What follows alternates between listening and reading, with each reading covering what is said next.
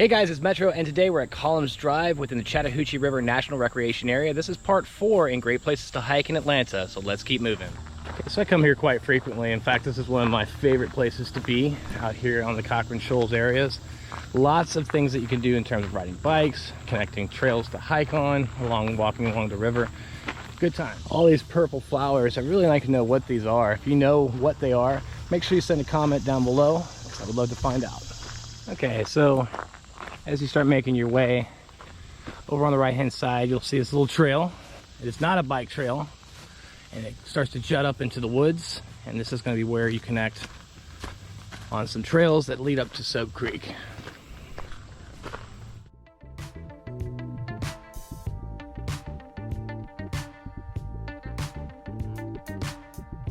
Okay, so we have come up to an area where you have hit some bike trails. Now there are an extensive amount of biking trails here, so you got to keep your eyes open and make sure you yield to the bikes.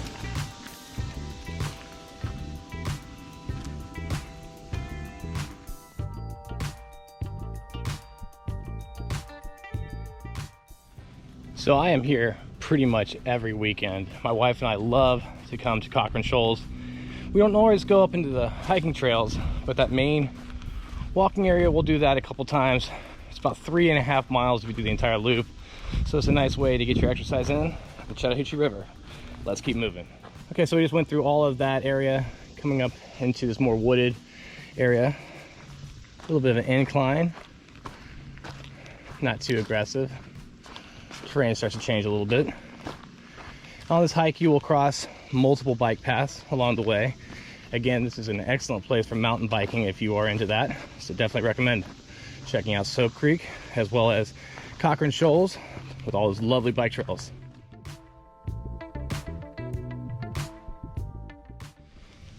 So in about a half mile or so, we're going to come up to an area where I guess an old homestead was. I think this wasn't actually an old road back in the day. When I mean road, meant for horses, but there's a gravesite up here with multiple graves, not just one, from a family that lived here several years ago, probably during the Civil War time. We'll check out those dates to confirm. Okay, so we're getting into it. I think it's just around the bend for the gravesite. And it's a very strange place to be located. As you can see, it's not a paved road. There's not really a house anywhere, or remains of a house. The gravesite remains. I figure they must have owned the property years and years ago. As you can see, it's coming up on the right side, a graveyard.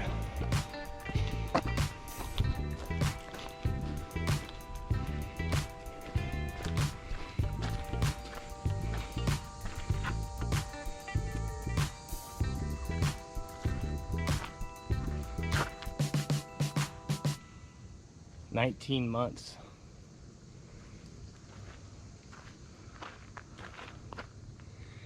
"1883. So obviously this family here, it appears, lived here during the Civil War. And as you start going down these trails, they're all historic in nature. You'll see little bunkers along the way of where people were fighting off each other. But anyway, it's kind of creepy out here in the middle of the woods to find a graveyard like this. Let's keep moving.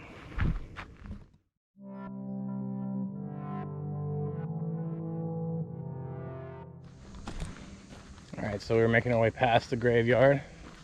I haven't been out in this section for a while, so I guess we're going to be learning together on how these trails connect.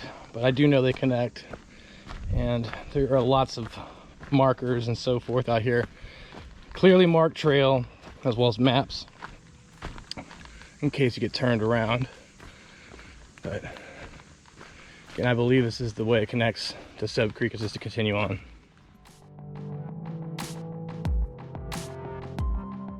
Okay, we're making our way to a marker here, as you can see. So So we're right here. So if you take a right, I believe it's going to take us up to the Sope Creek area. The terrain lightens up significantly in terms of inclines once you get up past the graveyard. Very flat, very enjoyable hike actually. Looks like they've been doing a little bit of cleanup. There's been a lot of blowdowns out here over the past few years since CRNRA came through. I don't know if you guys remember that, but that was a huge hurricane. We felt the remnants up here in Georgia, causing a lot of trees to fall, power outages and so forth. Anyway, making our way. Let's keep moving.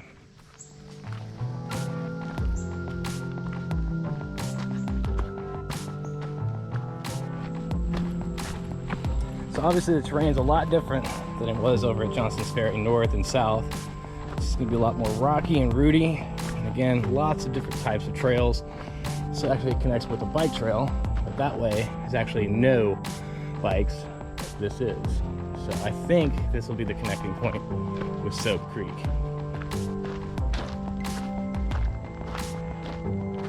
So we took a right up the sign. But right now, we are technically on a bike trail.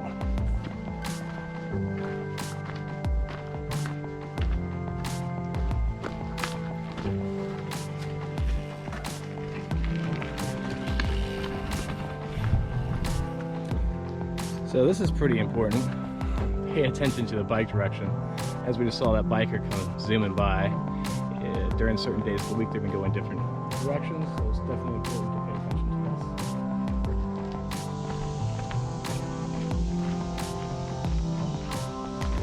this. So as you get into this area, obviously with all the shade, temperatures start to drop a little bit, so it's not as hot as it was out in that main area. I tell you, I was just out of the car for a few minutes, just dripping with sweat. Anyway, we're not going to go all the way to Sope Creek today. We're just going to show where it connects. Again, we're on a bike trail right now. Make sure you pay attention if you do decide to take this route, because bikers are constantly coming and going, and you should probably get out of their way, especially since these trails were designed for them, even though they are supposed to yield to pedestrians. That doesn't matter. Just be conscious of what they're doing out here, and so everyone can have a good time. Let's keep moving. Okay, so when you reach this point, you've actually made it up to Sope Creek at the southernmost part of the trail system. Now, I'm not going to go all the way up to Sope Creek, but I have made a video in the past, and if you want to see that video, go ahead and click the link up here so you can watch that video from Sope Creek all the way down to Cochran Shoals. With that being said, let's keep moving.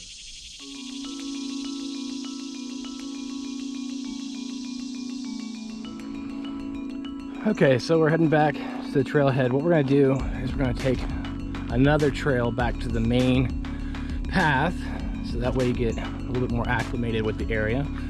So we're doubling back at this point, back to Cochran Shoals, but we're going to take a different path back to the main areas. Let's keep moving.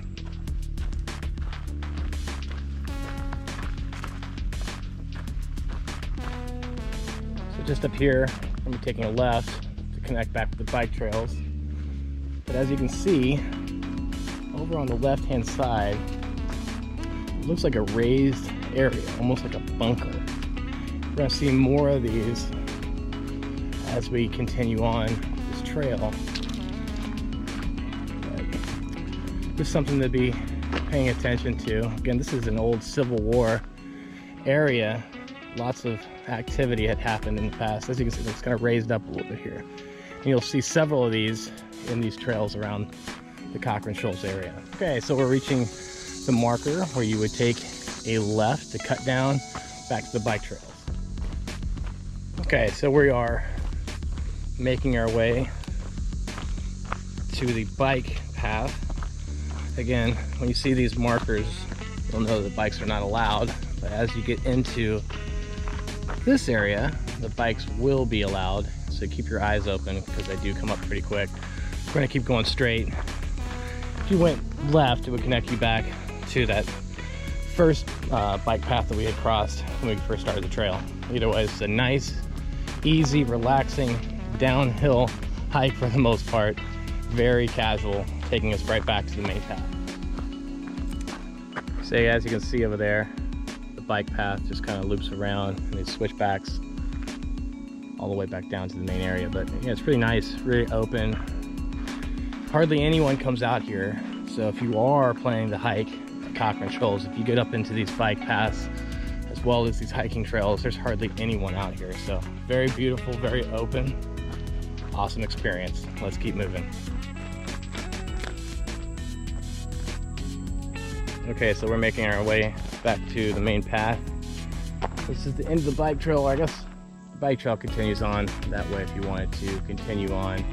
In a future video, we'll cover more of Cochran Shoals and show you where you can get on the bike path from Terrell Mill, as well as another hiking trail in Cochran Shoals, which is excellent. But for today, I'm a little bit beat, so I'm gonna be heading back to the trailhead. So once you get to this area, all you have to do is take a left and you'll be on your way back to the main trailhead that we came from at Collins Drive.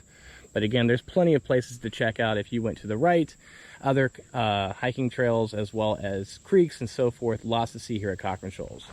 All right, so that's that. We did a quick hike up to Sope Creek and back. So if you found any value in this video, please hit the like button, subscribe to my channel, and send me your comments as I do respond. As always, thanks for watching, but until next time, let's keep moving.